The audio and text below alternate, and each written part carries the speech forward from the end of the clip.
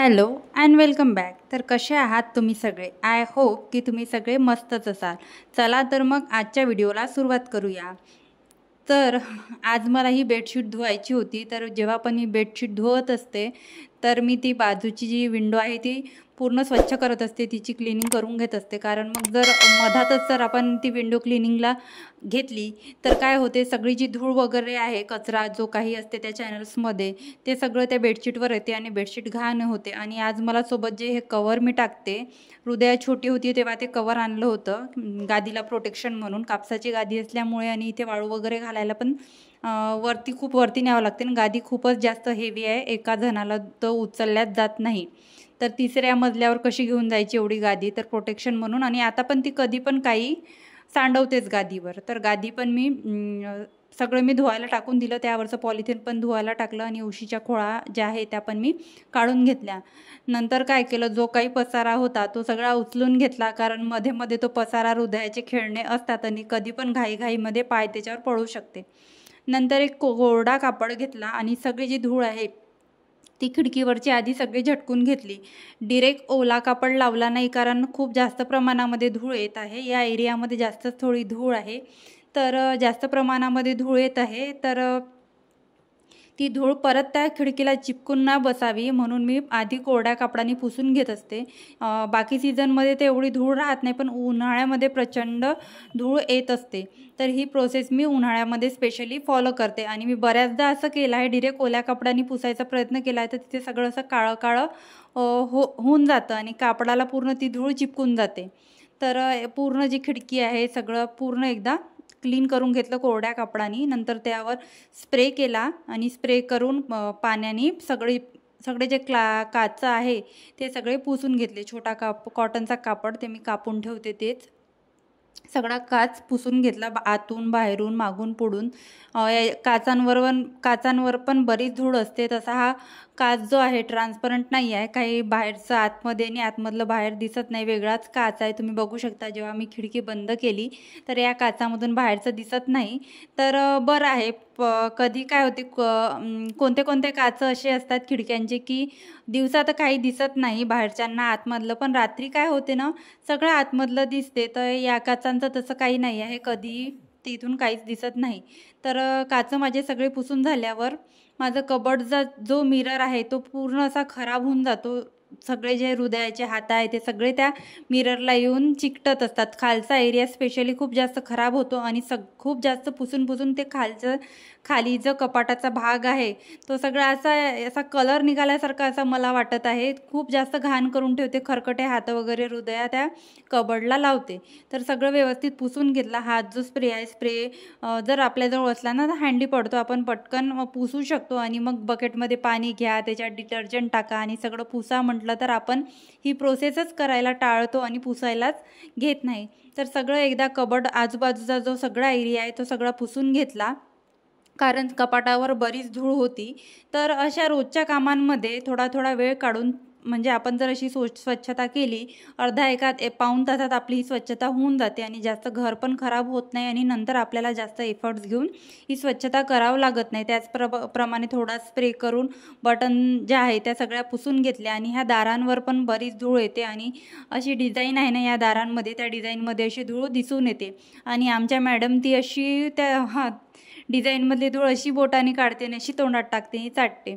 तर आता त्याच्यामुळे मी पुसून घेत असते. आणि लक्ष राहत नाही, हृदया कशी आताच तिला पोटाचं इन्फेक्शन झालं होतं. आता 2 दिवस झाले, मी तुम्हाला एका व्हिडिओमध्ये सांगितलं होतं की हृदयाला बरं नाही आहे, तर खूप जास्त इन्फेक्शन झालं होतं. आणि मी लवकरात लवकर तिला डॉक्टरांकडे घेऊन गेली. आणि तेव्हा मी एकटीच होती घरी, मिस्टर पण घरी नव्हते. आणि एवढी जास्त ती उलट्या करत होती, मी तिला एकटीच दवाखान्यात घेऊन गेली.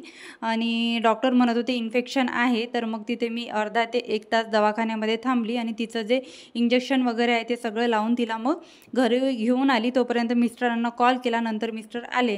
तर अशी हृदयानं कुठचं पण बाथरूममध्ये नळांना हात लावेल किंवा काही बाथरूममधलं पाणी पिते ती, नळ सुरू करून हातामध्ये असं पाणी घेते. आणि आता ब्रश करायला शिकले असल्यामुळे हातामध्ये पाणी घेऊन त्याची अशी काहीतरी म्हणतात त्याला, म्हणजे तोंडात पाणी घेते हातामध्ये आणि ते गिळून घेते, ती पाणी थुंकत नाही. तर त्याच्यामुळे बराचसा प्रॉब्लेम होत आहे. पाणी ते असं पीत असल्यामुळे पाण्यामुळे पण बरेचसे प्रॉब्लेम होत आहे. तर असं क्लिनिंग ठेवते. पण आता लहान मुलांचं तसंच असते. तर बरीच आजारी पडली होती, तर खूप टेन्शन आलं होतं मला. 2 दिवस खूप हार्ड गेले. तर तिकडची तर क्लिनिंग झाली होती. आणि सर्वात जास्त जर काही घरामध्ये मेसी असेल तर माझ्या ते पहिलं म्हणजे किचन आहे आणि दुसरं म्हणजे माझं बेडरूम आहे. बाकी जे माझं हॉल आहे तिथे मला जास्त काहीच त्रास नाही आणि तिथे जास्त पसाराच नाही राहत. फक्त हृदया जे आहे, चेअर वगैरे जे काही तिथे टेबल खुर्च्या ठेवल्या आहे त्या सगळ्या सरकवून ठेवते. तर किचनमध्ये जास्त काम असल्यामुळे आणि किचनमध्ये जास्त वस्तू असल्यामुळे इथे सर्वात जास्त खराब होतो हा एरिया. तर सगळं एकदा पुसून घेतलं आणि किचन आणि बेडरूम जर व्यवस्थित स्वच्छ असलं आणि स्वच्छ आपण ठेवलं तर असं पूर्ण घरच छान दिसते. हॉलमध्ये तर काही एवढा पसारा नसतो. आता सध्या हॉलमध्ये सोफा वगैरे नाही आहे. तर सोफा वगैरे असता तर तो पण हृदयाने मेस करून ठेवलाच असता आणि दिवसातून 4 वेळा तो व्यवस्थित करावा लागलाच असता. तर व्यवस्थित एकदा पुसून घेतलं. भांडे वगैरे घासून घेतले होते. भांडे घासून आणि कपडे सगळे भिजत टाकले आणि नंतरच क्लिनिंगला घेतलं, जेणेकरून कपडे पण छान भिजतील आणि भांडे पण माझी इकडे सोकतील.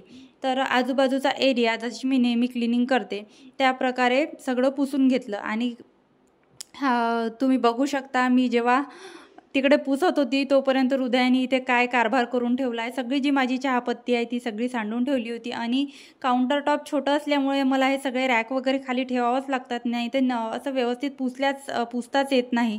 तर तिने सगळं सांडून ठेवलं आणि माझं लक्षही नव्हतं. असं असते, ऑन कॅमेरा वेगळंच काही असते आणि ऑफ कॅमेरा काही वेगळंच असते. असं हृदया वेगळे उपद्रव इकडे हृदयाचे सुरू असतात. आणि मी नेहमी काय करते, हृदया असं काही करेल म्हणून तेलाची केटल आणि जे तेलाचं छोटं बाऊल आहे ते फ्रीजवर ठेवत असते. आणि आज माझं लक्ष नाही राहिलं. मी साखर खाते ती खूप. असा जर तिला खाली डबा दिसला तर साखर खात बसते. तर मी तो डबा पण फ्रीजवर ठेवते. तर आज मी म्हटलं ती तिकडे खेळत आहे तर आपण खाली ठेवू. आणि तिने कधी येऊन कारभार केला तर तो मला काही कळलाच नाही. तर टी व्ही वगैरे पुसून घेतला. आपण असं व्यवस्थित रोज आपल्या डेली रुटीनमध्ये एक जर आपण वस्तू एक जर आपल्या घरातला कोपरा आपण स्वच्छ करत राहिलो तर तो कोपरा पण व्यवस्थित राहतं आणि असं खूप सारं बर्डन येत नाही की एका दमाने आपण स्वच्छ करू. त्याचप्रमाणे हे हृदयाचे खेळणे आहेत हे दर 15 दिवसाला किंवा 15 ते 20 दिवसाला मला जेव्हा याच्यात घाणेरडे डाग किंवा घाणेरडेपणा किंवा खरकटं वगैरे याला चिटकून दिसलं तर तेव्हा मी पुसायला घेत असते. आणि स्प्रे बॉटलचा फायदा आहे तेवढेच नुकसान एवढे आहे की लहान मुलं जर घरात असले आणि असे काही स्प्रे बॉटल किंवा काही अशा अट्रॅक्टिव्ह गोष्टी दिसल्या तर त्यांना सगळं खेळायला पाहिजे असतं आणि काहीच करू देत नाही. आणि काउंटर टॉपवर वरती स्प्रे करते तर तिला एवढं काही दिसत नाही. आणि मी खूप कमी केलं आहे आता काउंटर टॉपवर पण स्प्रे वगैरे करणं कमी केलं आहे. त्याच कारणाने, कारण ही बॉटल जर दिसली तर हृदया सगळी बॉटलच्या मागे लागते आणि नीट काहीच करू देत नाही. तर मी सगळीकडे स्प्रे करून घेतला चेअरवर. आणि तिची जी हे मंकी राईड आहे त्यावर पण सगळे घाणेरडे, हा जेवताना त्यावर बसेल, काही करताना त्यावर बसेल, पाणी पिताना सगळं त्याच्यावर सांड उबड असते. तर याला पण अशा डागं पडले असते. आणि ती जी मातीची मंकी राईड आहे, ती जी गाडी आहे त्याला थोडीशी म्युझिक सिस्टम असल्यामुळे त्या गाडीमध्ये ती वॉश पण करता येत नाही. आणि चेअर पण मी अजूनपर्यंत वॉश केली नाही आहे, पुसूनच घेते. व्यवस्थित क्लीन होते. तुम्ही बघू शकता किती छान क्लीन झाले आहे. आणि लाईट कलर असल्यामुळे ना जेवढ्या लवकर क्लीन झाले आहे तर त्याला काहीच वेळ लागणार नाही आहे खराब व्हायसाठी. तर सगळं एकदा झाडून घेतलं. हॉल वगैरे, बेडरूम वगैरे सगळं व्यवस्थित झाडून घेतलं. फक्त झाडायचं माझं राहिलं होतं आणि आता पोछा मारायचा राहिला होता. आणि जे काही कपडे भिजत टाकले होते, बेडशीट वगैरे, आता मला ते धुवायचं होतं. आणि बेडशीटवरचं कवर जे आहे पॉलिथिनचं ते मी मेशोवरून ऑर्डर केलं आहे. हृदया छोटी होती तर सू वगैरे करायची, तर त्यासाठी मी ते बोलवलं होतं. तर अशा प्रकारे रोजच्या कामात थोडा वेळ मी घराला देत असते. तर कसा वाटला तुम्हाला माझा आजचा व्हिडिओ मला कमेंटमध्ये नक्की सांगा.